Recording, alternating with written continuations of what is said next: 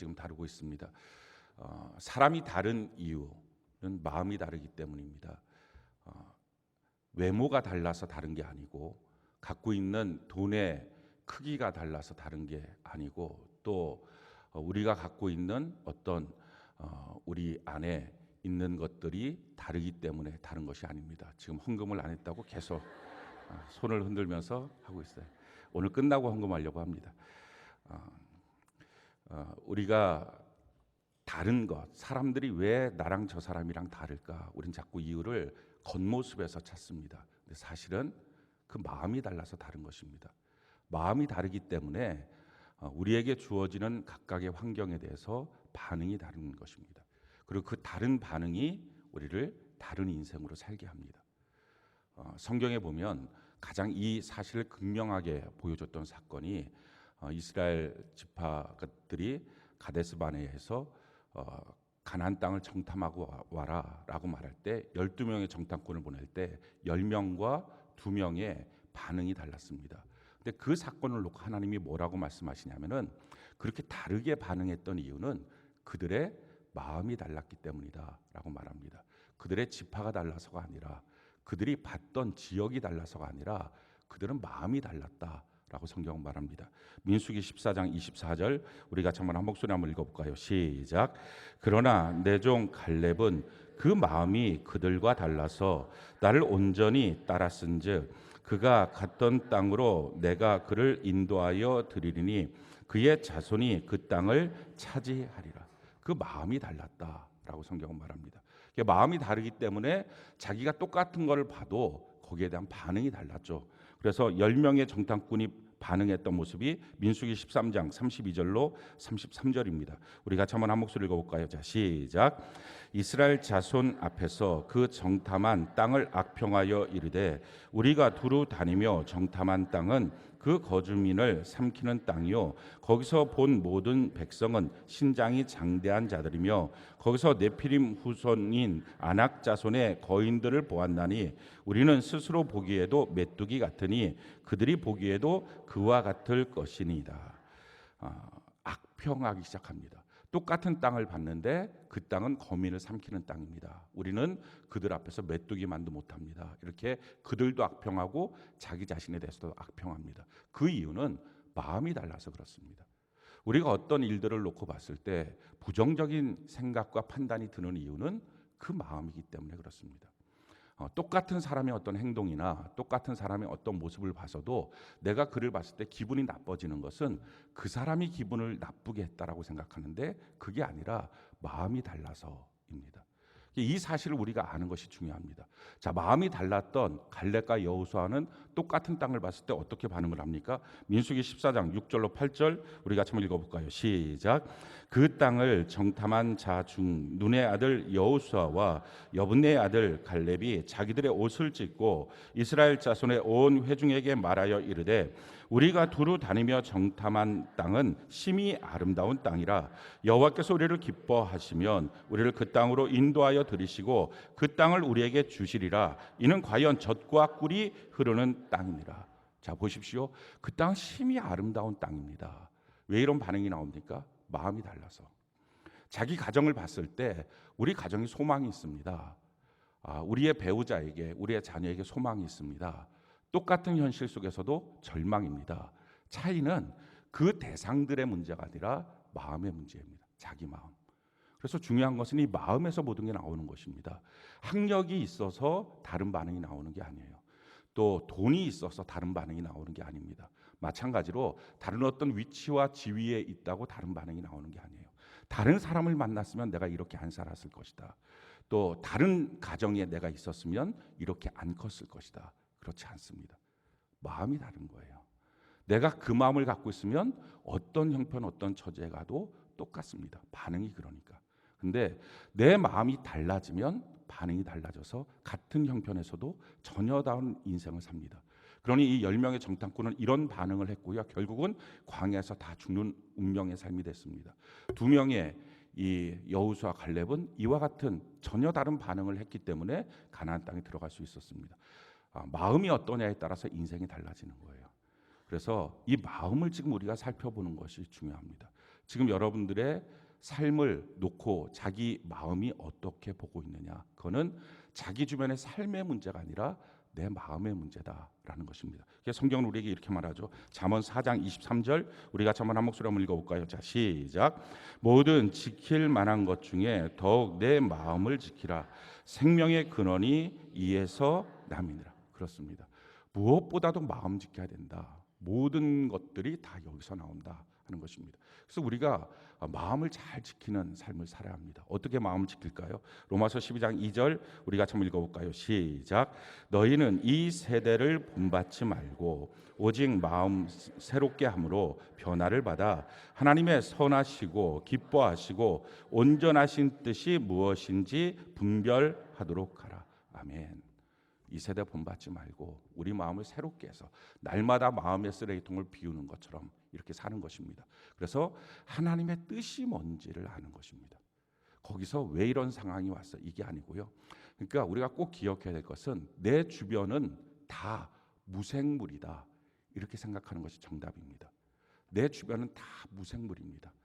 그러니까 나무가 있어요. 그럼 그 나무에 걸려 넘어지는 건 나무 탓입니까? 내 탓입니까?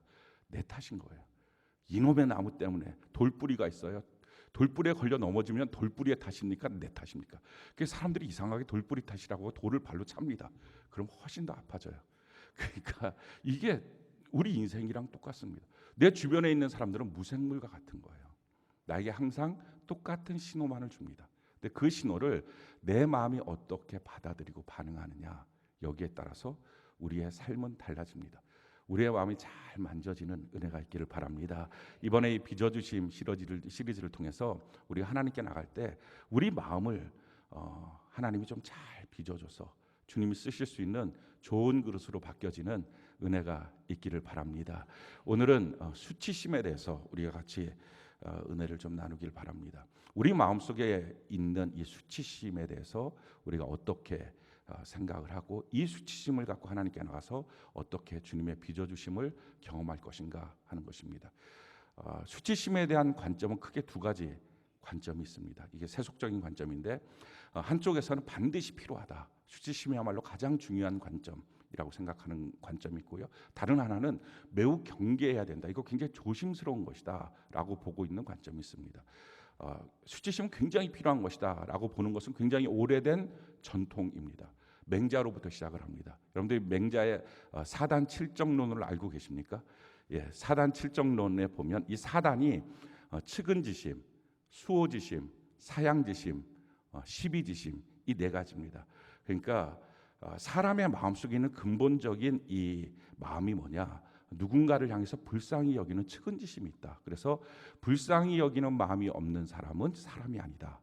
수호지심, 자기가 부끄러움을 느끼고 잘못한 일에 다른 사람이 잘못한 일에 대해서는 미움의 마음을 갖는 것, 이것이 당연한 마음이다. 이 부끄러운 마음을 갖고 있지 않으면 사람이 아니다. 또 겸손해서 무엇인가를 사양할 수 있는 마음이 없는 사람은 사람이 아니다. 옳고 그름을 분별할 수 있는 마음이 없는 사람은 사람이 아니다. 이게 맹자의 사단론이에요. 처음 보는 것처럼 하시면 큰일 나요. 이분들이 그러면 중고등학교 때 공부를 너무 안 하신 거예요. 이게 다 배웠던 거예요. 거기서 이제 사단 칠정이 이제 나오게 되는데 이 사단의 이 마음에서부터 나온 내용이 인의예지입니다. 그래서 측은지심, 불쌍히 여기는 마음에서 나온 것이 인이고 어진 마음, 또 수호지심, 부끄럽게 여긴다는 마음에서 나온 것이 의입니다. 그래서 정의는 어떻게 세워지느냐? 자기가 뭔가 잘못했으면 자기가 부끄러움을 느끼는 것입니다.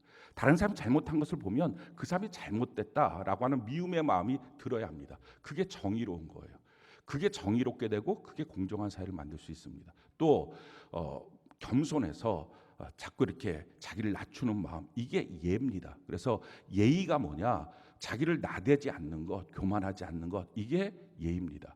옳고 그름을 구분할 수 있는 것, 시비지심, 이게 지입니다. 지식이라고, 지혜라는 것입니다.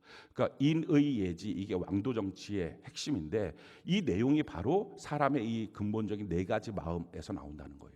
이 네 가지 마음을 갖고 있는 것이 사람의 본성이다. 그래서 맹자는 성선설을 말하잖아요. 사람의 본성은 착하다라고 말하는 거죠.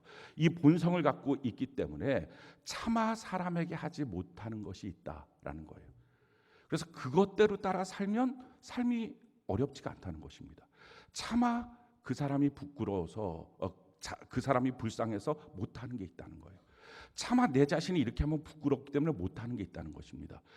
차마 자기 자신이 이렇게 겸손하게 낮아져야 되는데 그렇게 하지 못하는 것이 부끄러워서 못하는 게 있다는 것입니다. 옳고 그름 때문에 옳지 않아서 차마 못하는 게 있다는 것입니다.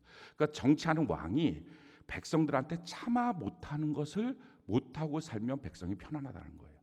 사람들과의 관계 속에 가정생활 속에서도 차마 하지 못하는 것을 하지 않고 살면 그럼 인간관계는 아름답다는 것입니다. 근데 오늘날의 문제가 뭐예요? 차마 하지 못할 일을 하는 거예요. 그걸 철면피라 그래요. 그걸 후한무치라 그래요. 오늘날의 사실은 회복돼야 될 마음, 이것은 수치심일 수 있습니다. 수호지심.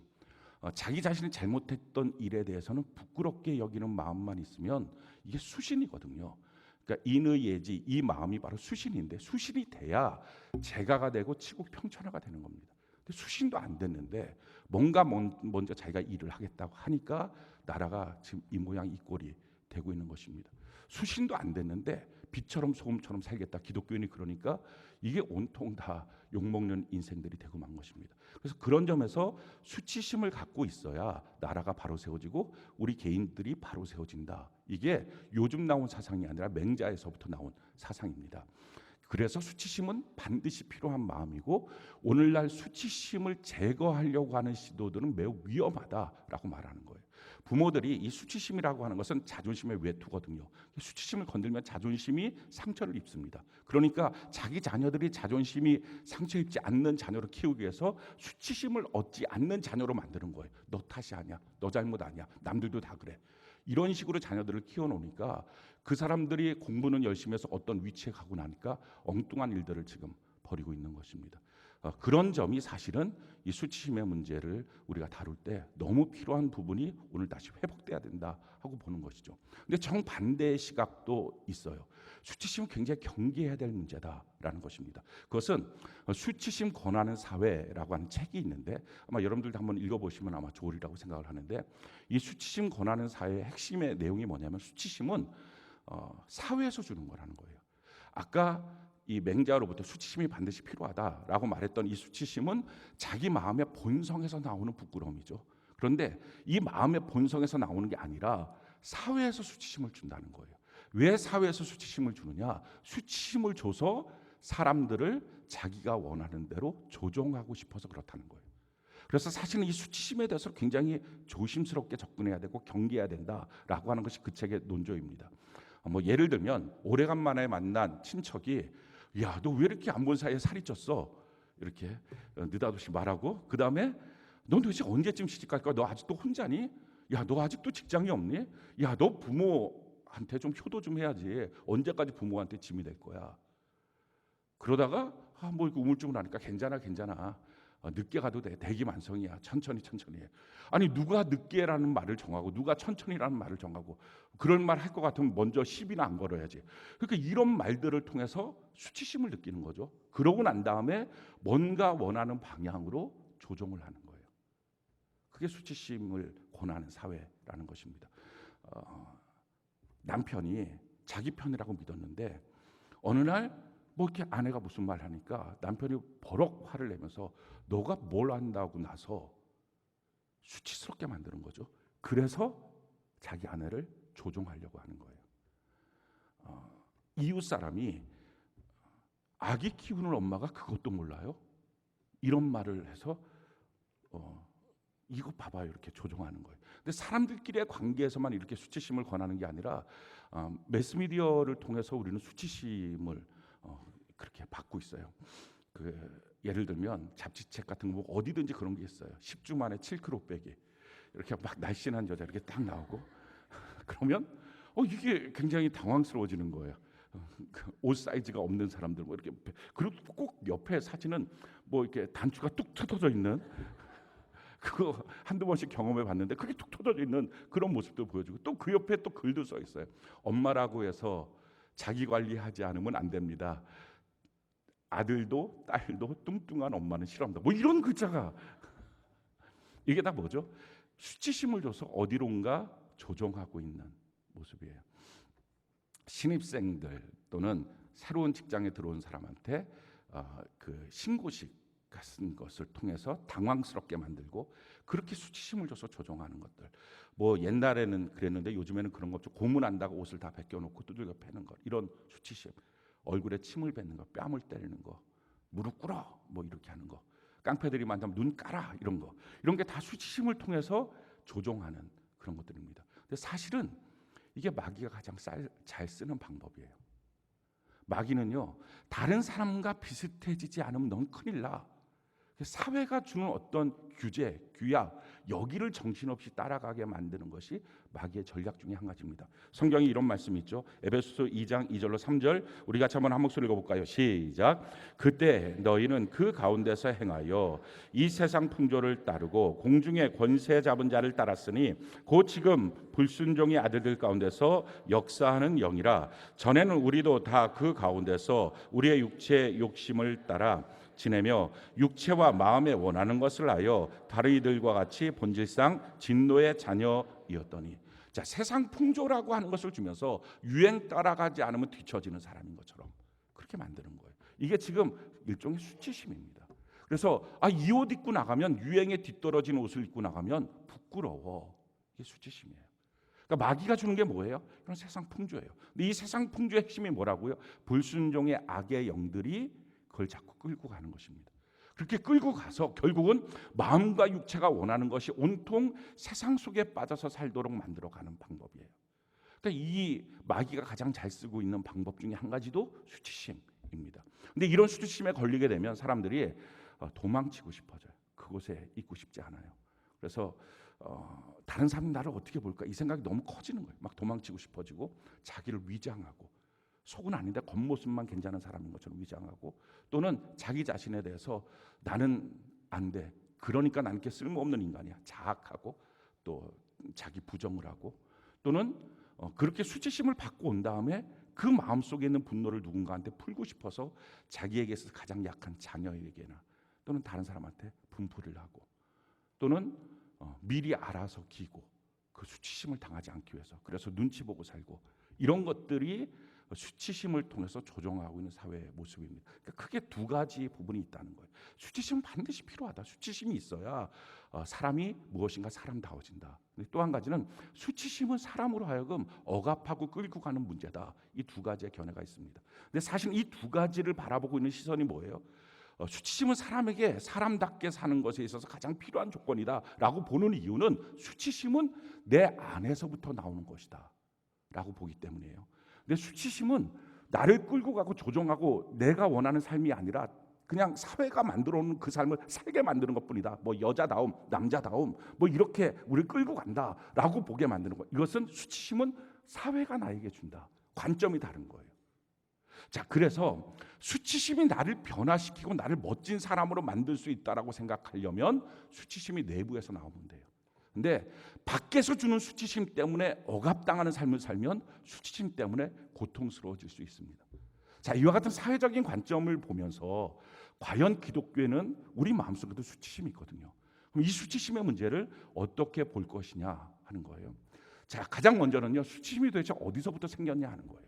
수치심이 생긴 근원, 우리가 창세기를 보면 수치심이 생긴 근원이 나옵니다. 창세기 3장 7절 우리 같이 한번 한 목소리 한번 읽어볼까? 창세기 3장 7절 같이 한 목소리 시작. 이에 그들의 눈이 밝아져 자기들이 벗은 줄을 알고 무화과나무 잎을 엮어 치마로 삼았더라. 자, 선악과를 먹었어요. 선악과를 먹을 때의 이유는 내가 하나님처럼 내가 내 인생에 대해서는 결정권을 가져야지, 내가 옳고 그러면 내가 좀 판단해야지, 이 마음을 갖고 선악과를 먹었어요. 근데 그 선악과를 먹은 최초의 결과가 뭐예요? 수치심이었어요.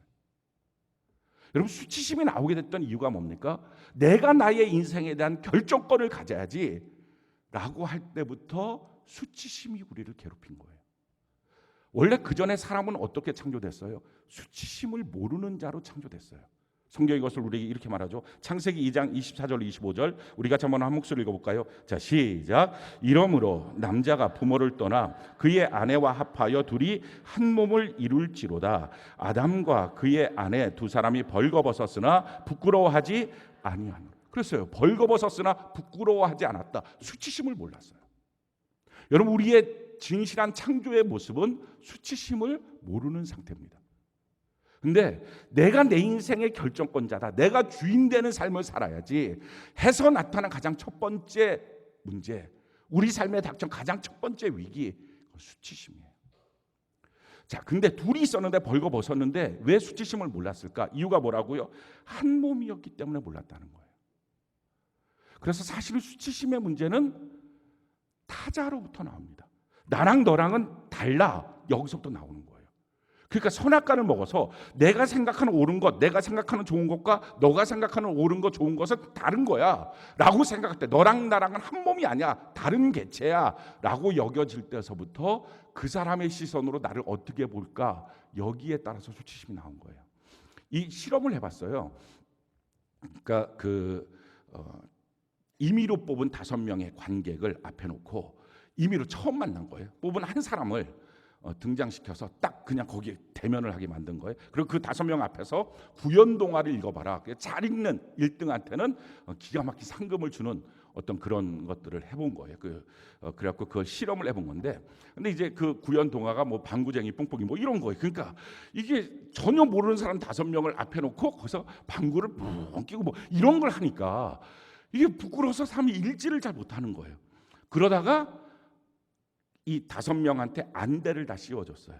그리고 다른 이 실험 사람들이 나와갖고 그 사람들 보고서 이제는 뭐 그 구연동화 할 뿐만 아니라 거기서 막 춤도 추고 막 그렇게 하게 시킨 거예요. 훨씬 더 어떻게 보면 부끄러울 수 있는 일들을 시켰어요. 근데 이 사람들이, 관객들이 안대를 끼고 있으니까 자유로웠다는 거예요.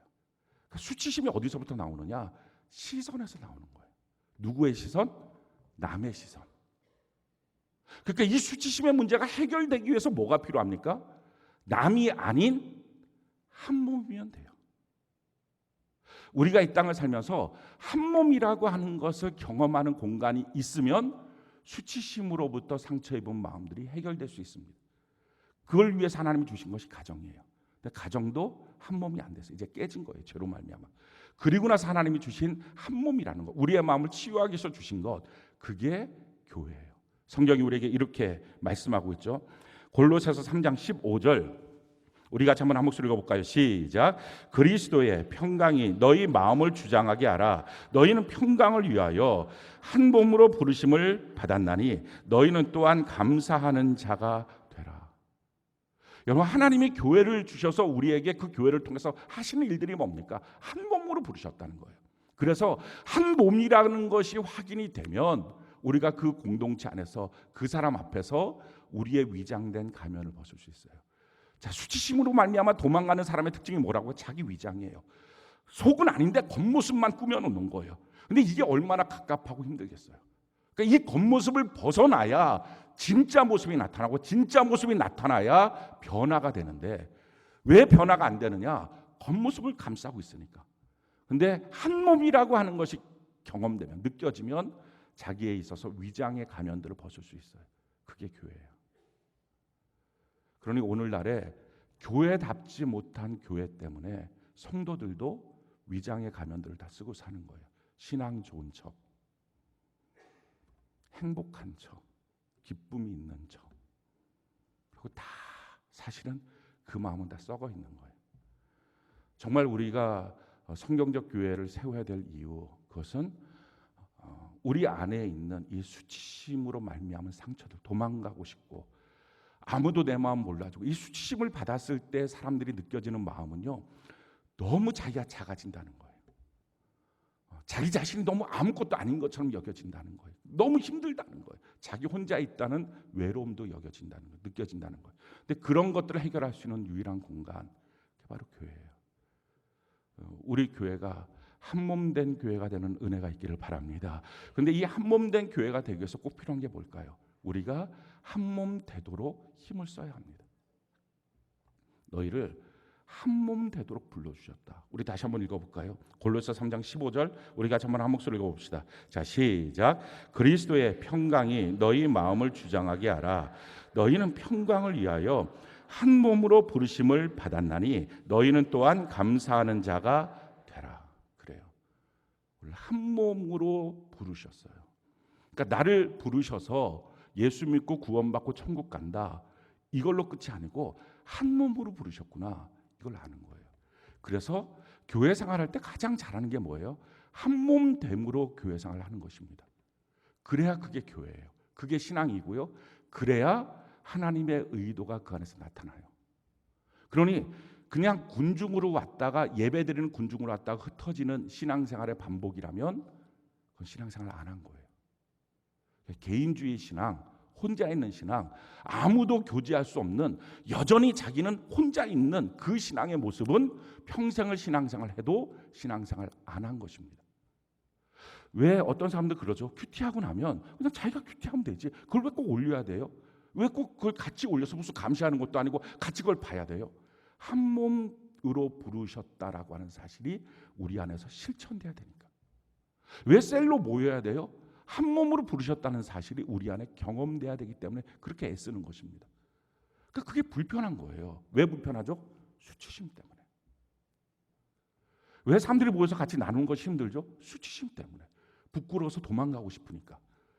아니 사회에서 생활하면서도 계속 자기를 위장하고 살았는데 그 위장한 이유가 뭐예요? 사람들과 계속 대면을 하긴 하는데 이 대면하는 가운데서 위장한 자기의 위장벽을 지우면 수치심을 느낄까 봐.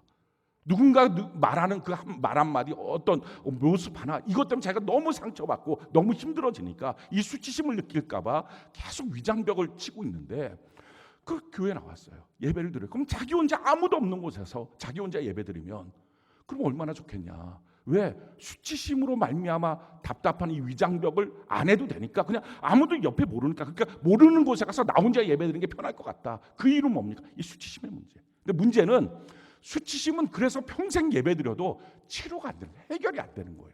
자, 수치심이 해결이 안 되니까 어떤 문제가 됩니까? 자기 안에 계속 뭔가 위장벽을 채우고 있으니까 자기의 본 모습을 자기도 못 보고 자기가 속아요. 자기 신앙을 자기가 보지를 못하는 거예요. 그게 가장 큰 위기예요. 교회에 오면 이 수치심의 위장벽이 좀 무너져야 합니다.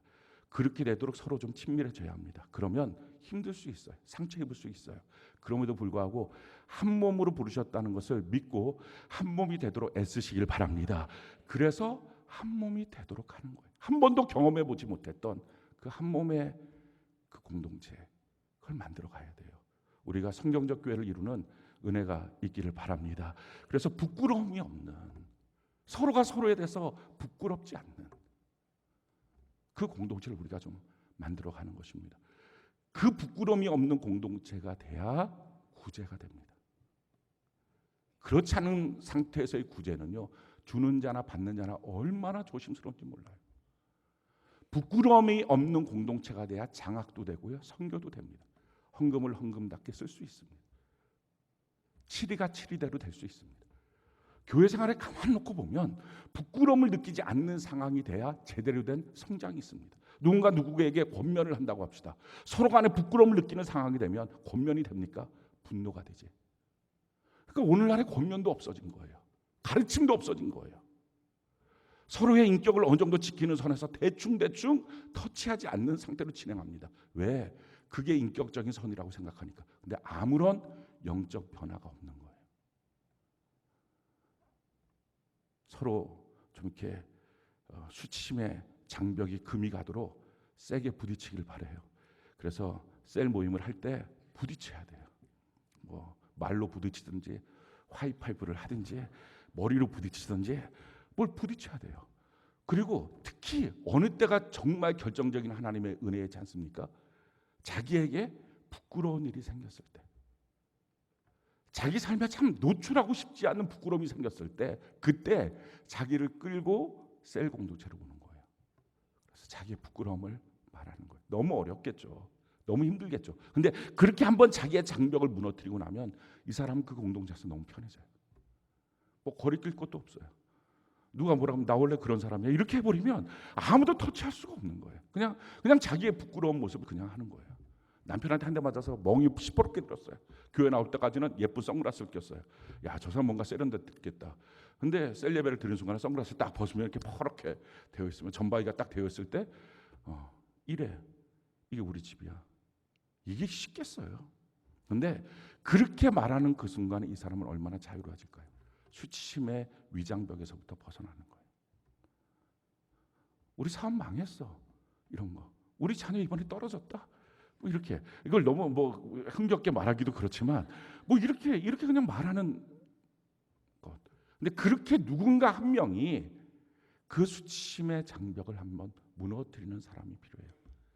그걸 위해서 하나님은 그 공동체 안에서 누군가 한 사람한테 사명처럼 수치심의 사건을 줄 것입니다. 그 사람이 하나님의 뜻 가운데 그 공동체 안에서 자기의 수치를 드러내는 그 순간에 정말 멋진 공동체로 바뀌어져요. 우리나라 대부흥의 역사가 나타났던 거, 우리 평양 대부흥 운동이라고 그러죠. 그 운동이 나타나게 됐던 성령의 역사의 이유가 뭡니까? 그때 그 장대원 교회 장로님 한 분이 우리 친구가 맡겨놓은 돈, 죽으면서 맡겨놓은 돈에서 그걸 가족들한테 주라고 했던 것 중에 얼마 일부를 내가 작복했습니다. 집회하고 있는 동안에 저 드릴 말씀이 있습니다. 누가 시킨 것도 아니에요. 근데 성령께서 그 마음에 그 수치를 드러내게 하신 거예요. 근데 그렇게 말을 하는 그 순간서부터 여기저기서 막 얘기를 했어요. 저 이렇습니다. 저 이렇습니다. 그래갖고 그 당시에는 그 순사들이, 일본 순사죠. 순사들이 범인을 잡기 위해서 교회를 나왔다는 거죠. 왜냐하면 자기가 이제 간증을 하면 끝나고 나면 그 사람 잡아가면 되니까 자백을 한 거잖아요, 다. 그래갖고 뭐 무슨 죄를 졌어요, 무슨 죄. 그게 막 너무 그 실적이 많이 올라갔다 하는 얘기가 나올 만큼 사람들이 나와서 그 운동을 한 거예요. 근데 그렇게 하면서 성령의 불같은 역사가 나타나는 거예요. 우리나라 온 땅 위로 성령의 불같은 역사가 시작됐어요. 그래서 사실은 우리 공동체가 어떤 공동체인지, 지금 여러분들의 셀이 얼마나 건강한지를 볼 수 있는 척도는 수치를 말할 수 있는 공동체인지 그걸 봐야 합니다. 누군가 자기의 수치를 먼저 말할 수 있을 때 그때가 하나님 주신 은혜의 때입니다. 자, 그런데요, 그 공동체에서 그와 같은 것을 할 뿐만 아니라 우리가 갖고 있는 경험하게 되는 수치의 문제가 있습니다.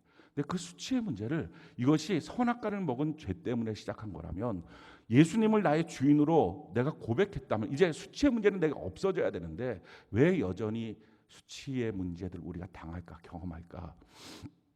수치를 통해서 하나님이 하시는 일이 있다는 거죠.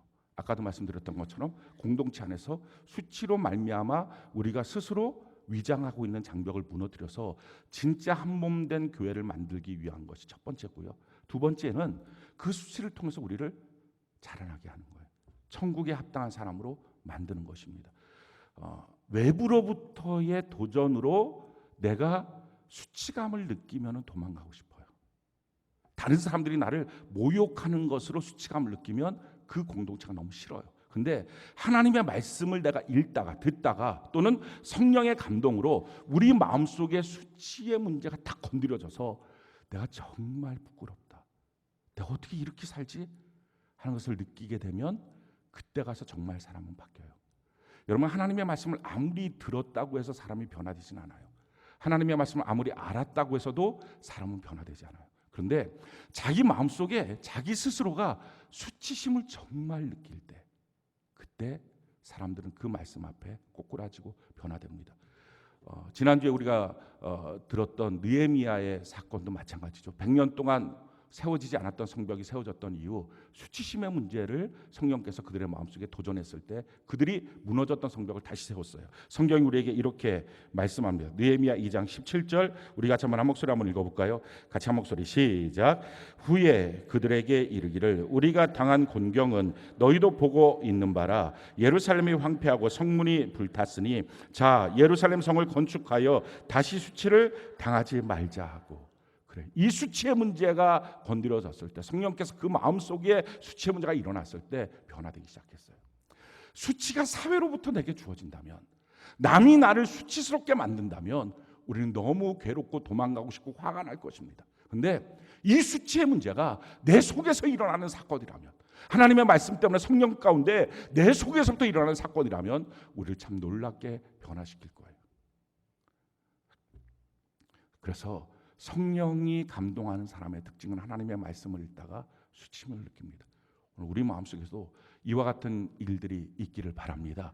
그렇게 수치심이 느껴지고 나면 내게 주어진 어떤 환경과 사건 속에서 그냥 전에는 그냥 속상했던 건데, 그냥 전에는 그냥 무덤덤하게 넘어갔던 건데 그게 그냥 수치심으로 확 다가오는 때가 있어요.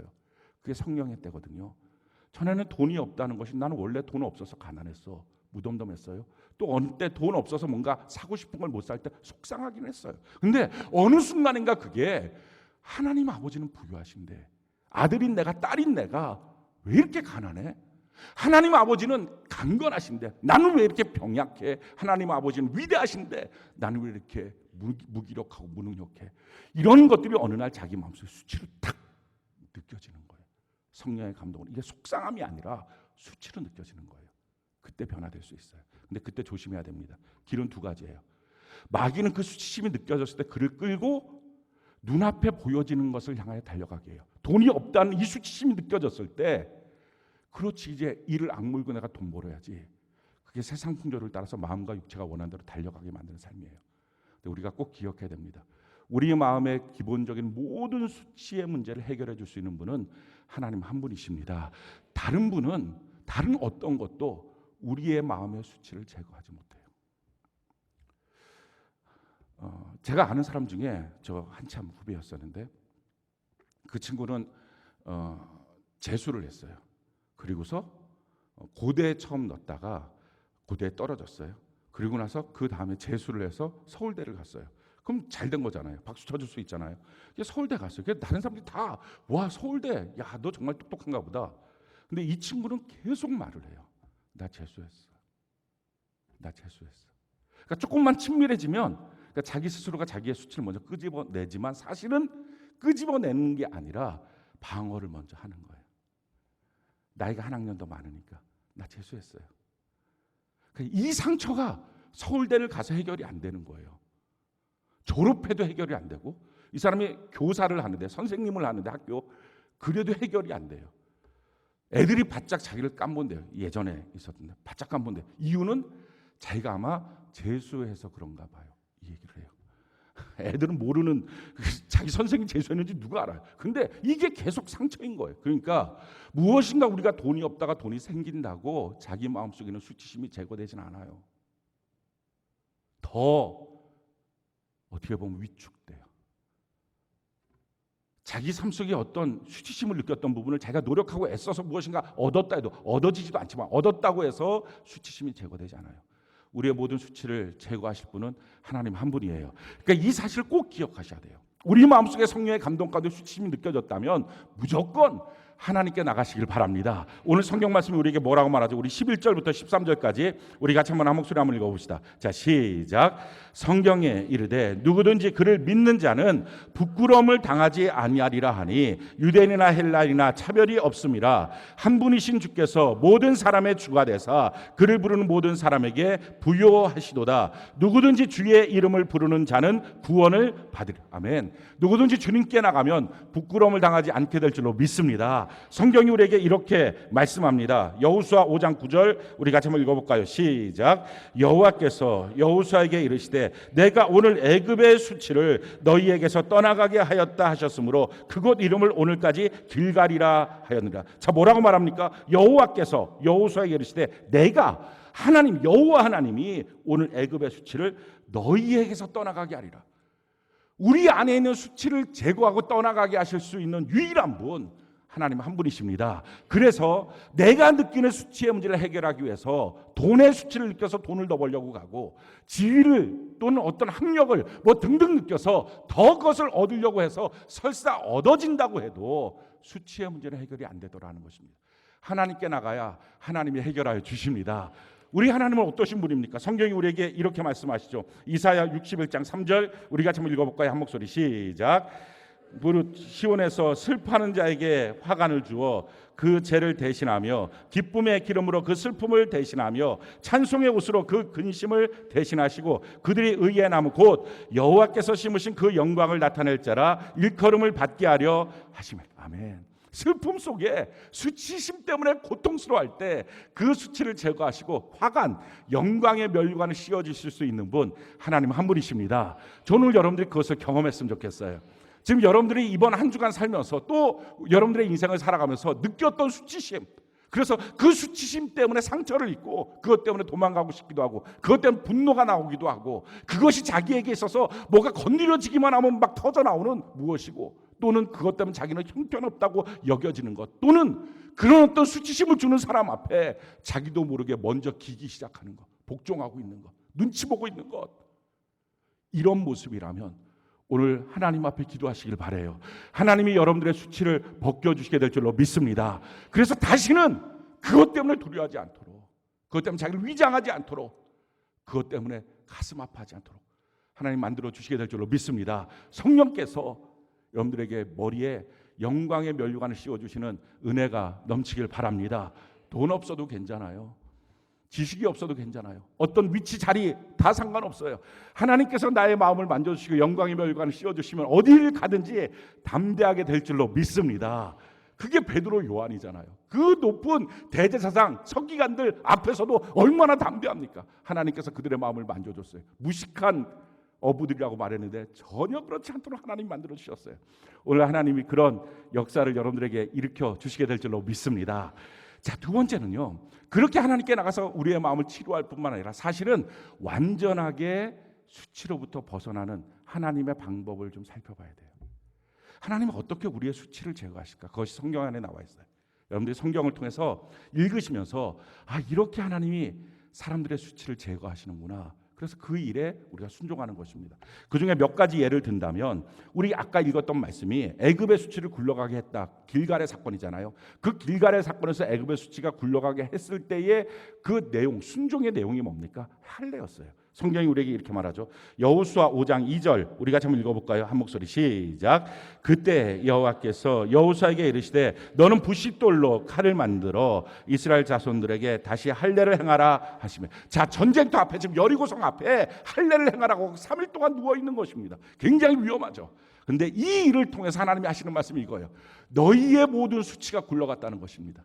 사랑하는 성도 여러분, 이 할례는 거룩인데요. 거룩이 성공보다 먼저예요. 거룩이 승리보다 먼저예요. 우리가 이런 거를 많이 해요. 이번 일만 잘 되면 다음번서부터는 정말 제대로 열심히 반듯하게 그거 안 돼요. 거룩이 먼저예요. 거룩하면 수치는 제거돼요. 이걸 통해서 우리가 하나님 앞에 내가 거룩함으로 나가야 되겠다 하는 결정을 하는 은혜가 있기를 바랍니다. 자, 또 한 가지 기도하는 거예요. 이사야 62장 7절 우리가 한번 읽어볼까요? 한 목소리 시작. 또 여호와께서 예루살렘을 세워 세상에서 찬송을 받게 하시기까지 그로 쉬지 못하시게 하라. 세상 사람들이 막 찬송할 때까지 하나님이 나를 만들어 가실 때 나는 계속 기도하는 사람이 되겠습니다. 저는 오늘부터 시작해서 여러분들이 멋지게 기도하는 사람 되기를 바랍니다. 그럼 그 기도를 통해서 우리의 수치를 하나님이 제거해 주시는 거예요. 또 한 가지 수치를 제거하시는 하나님의 방법 잠언 22장 4절 우리 같이 한번 읽어볼까요? 한 목소리 자 시작. 겸손과 여호와를 경외함의 보상은 재물과 영광과 생명이니라. 겸손한 것입니다. 그러면 하나님이 영광을 주시게 될 줄로 믿습니다. 또 한 가지 우리의 수치가 제거되는 방법 베드로전서 5장 3절로 4절 우리 같이 한번 목소리 읽어봅시다. 자 시작. 맡은 자들에게 주장하는 자세를 하지 말고 양무리의 본이 되라. 그리하면 목자장이 나타나실 때에 시들지 아니하는 영광의 관을 얻으리라. 아멘. 누군가의 영혼을 살피고 섬겨주는 것입니다. 부족하죠. 나도 부족한데 내가 저 사람들 앞에 본이 될 수 있겠어 하는 생각이 들 것입니다. 그럼에도 불구하고 그걸 하다 보면 참 놀라워요. 하나님이 본이 되는 사람으로 바꿔가세요.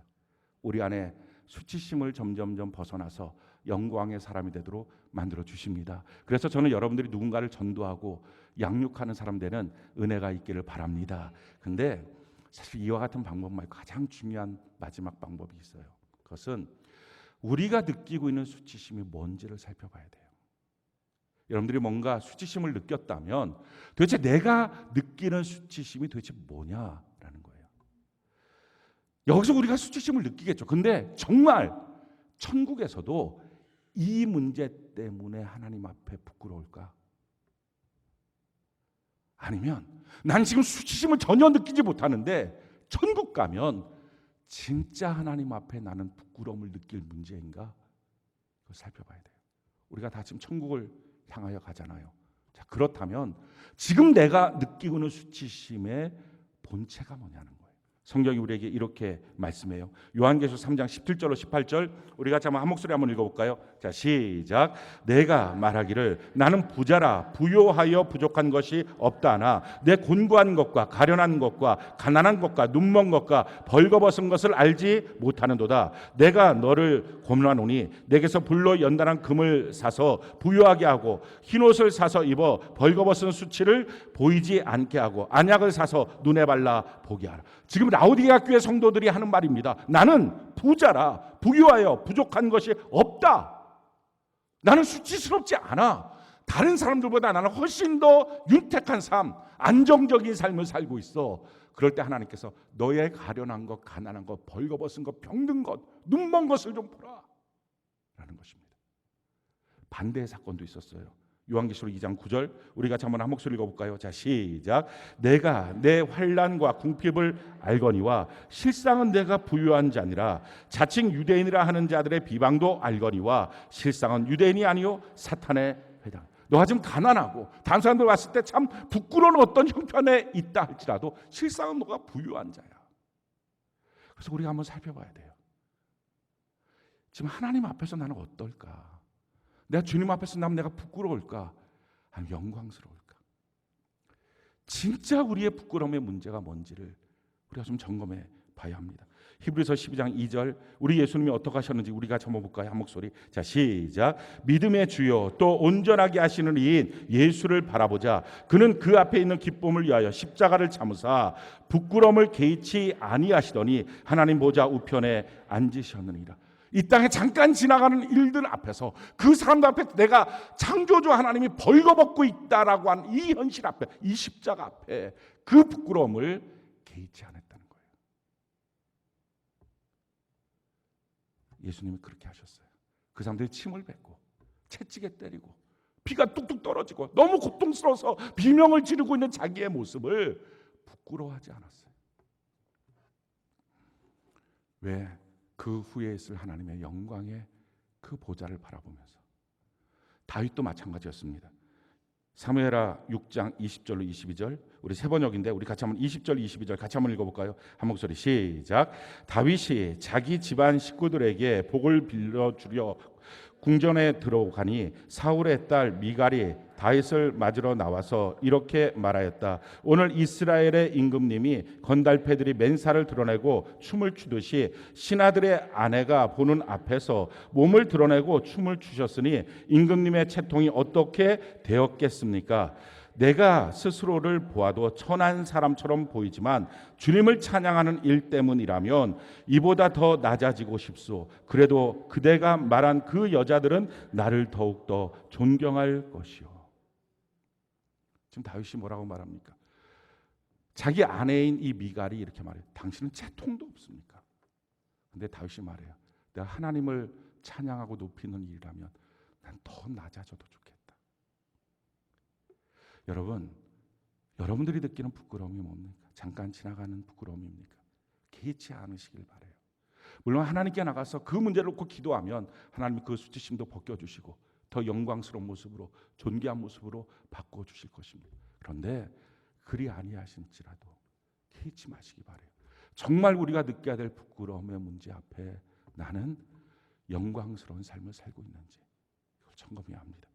베드로전서 4장 14절 우리 같이 한번 한 목소리 읽어볼까요? 같이 시작. 너희가 그리스도의 이름으로 치욕을 당하면 복 있는 자로다. 영광의 영 곧 하나님의 영이 너 위에 계십니다. 내가 예수의 이름으로 치욕을 당하는 것이 복이 있는 거다. 영광의 영, 존귀하신 하나님, 영화로운 하나님이 내 머리 위에 계신다 하는 것입니다.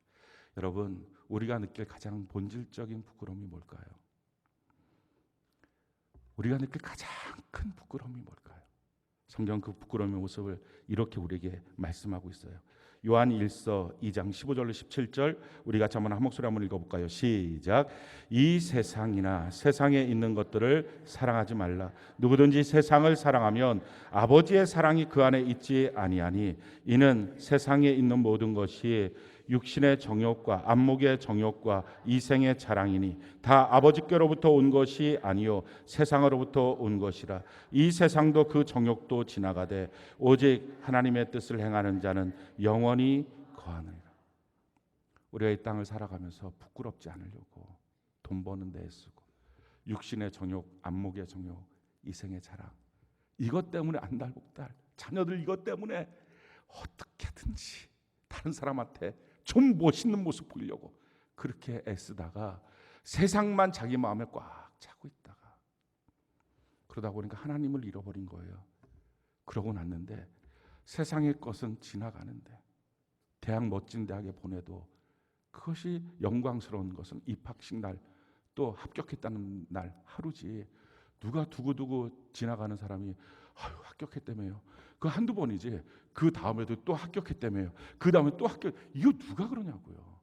그 다 지나가는 거예요. 근데 지나가는 그것 때문에 나중에 보면 손에 잡히는 건 아무것도 없는데 하나님이 없어서 영원한 천국 앞에 섰을 때 아무것도 없는 자기의 모습. 그게 제일 부끄러운 거예요. 사랑하는 성도 여러분, 천국을 배경으로 살지 않으면 인생은 막막합니다. 우리가 천국을 배경으로 살아가는 인생, 그것이 정말 우리의 삶에 대해서 어떻게 살아야 될지가 감명이에요. 여러분들이 자녀에게 가장 크게 분노하는 게 뭡니까? 천국 때문입니까? 지금 때문입니까? 여러분들이 남편 앞에서 가장 속상한 게 뭐예요? 천국 때문입니까? 지금 때문입니까? 여러분들이 아내 때문에 가장 가슴 아픈 건 뭐예요? 천국 때문입니까? 지금 때문입니까? 천국을 배경으로 사는 삶, 그게 우리의 수치심의 문제를 근본적으로 해결할 수 있는 삶의 키워드예요.